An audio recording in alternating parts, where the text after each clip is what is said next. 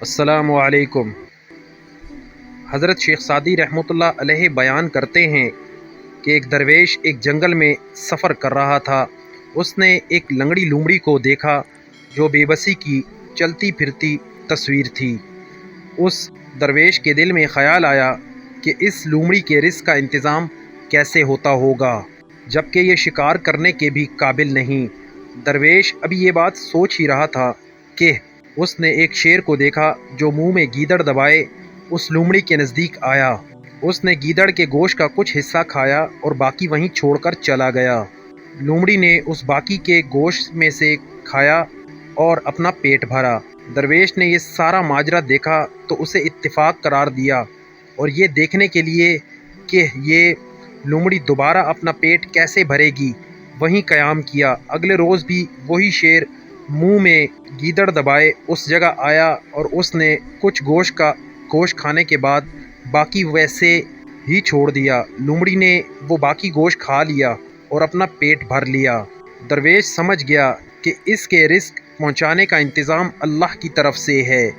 اس نے دل میں فیصلہ کر لیا کہ میں بھی اب اپنے رزق کے لیے کوئی جستجو نہیں کروں اور میرا رزق اللہ عز و جل مجھے خود پہنچا دے گا، جس طرح لنگڑی لومڑی کو شیر کے ذریعے رزق پہنچا رہا ہے۔ درویش یہ فیصلہ کرنے کے بعد ایک جگہ جا کر اطمینان سے بیٹھ گیا۔ اسے یقین تھا کہ اس کا رزق بھی اسے پہنچ جائے گا، مگر کئی دن گزر گئے، اس کے لیے کھانے کی کوئی شے نہ آئی، یہاں تک کہ وہ کمزوری کے انتہا کو پہنچ گیا۔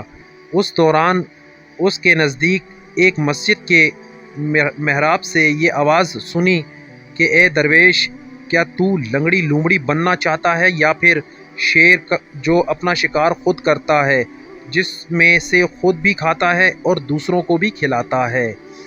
مقصود بیان۔ حضرت شیخ سعدی رحمۃ اللہ علیہ اس حکایت میں بیان کرتے ہیں کہ رزق پہنچانے کا انتظام اللہ کی طرف سے ہے، مگر اس کا یہ مطلب نہیں کہ بندہ اچھا بھلا ہو اور وہ ہاتھ پر ہاتھ رکھ کر بیٹھ جائے۔ اللہ عز و جل نے جب رزق دینے کا وعدہ کیا ہے تو اسے بیٹھے بٹھائے رزق پہنچائے گا، بلکہ اس کے لیے اسے جستجو کرنا ہوگی، محنت کرنا ہوگی، پھر اللہ عز و جل سے امید لگانا ہوگی کہ اس کے رزق کا انتظام کرے گا۔